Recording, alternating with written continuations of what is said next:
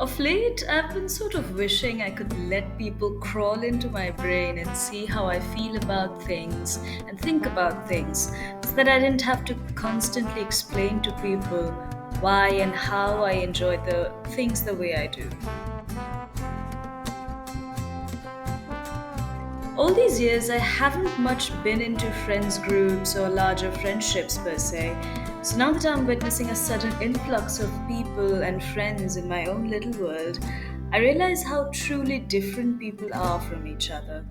I'm not saying that one is necessarily better than the other, but just different. I've been told you only have this one life, so why not enjoy it to the fullest? It's true that I have this one life to live and also have no issues with enjoying my life. But the issue lies in how people perceive enjoyment as being. For most people, though, or at least most of whom I know, perceive enjoyment as like partying hard and associate that with either loud music or foul language.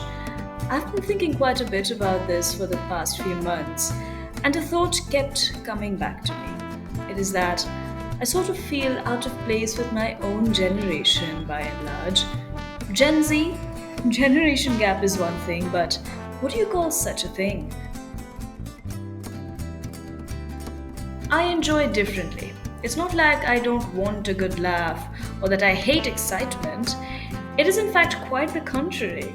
I love a good conversation. I love the thrill of traveling, of doing something new, being challenged.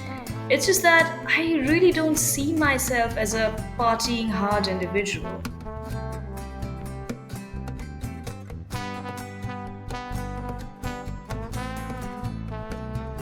It's funny because the more I explore the personalities of others, I better get to know what sort of a person I am.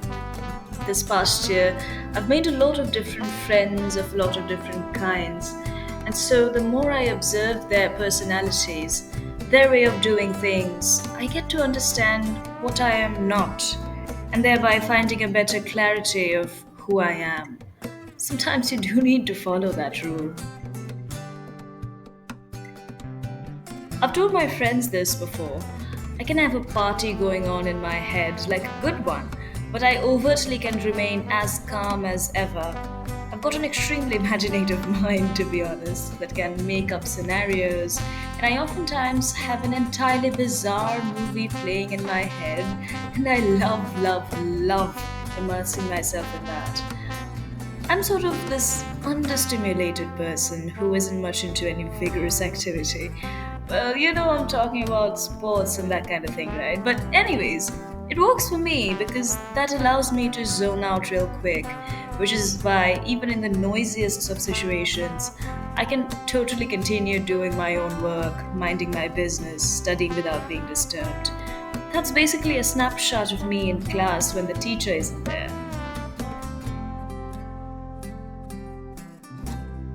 While all of what I just said is true, there are moments when I'd be loud and be an overtly smiley, bubbly, giggly person. And yes, I'd be reacting to certain events with an added enthusiasm. I'm someone who I think is really characterized by a certain duality, and that has been normal to me and nothing more than that.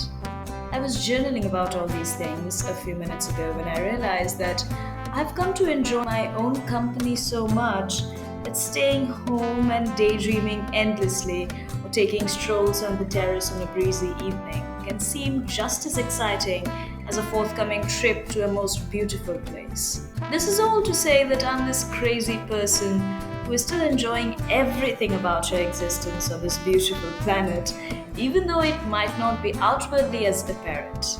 In a world that sometimes feels a little too loud and shiny, I've chosen to tone down, let's say. But in fact, it wasn't much of a choice either. I've been this way for as long as I can remember.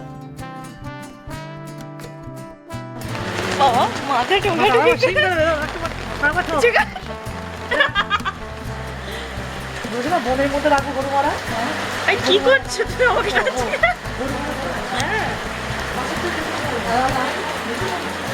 আমি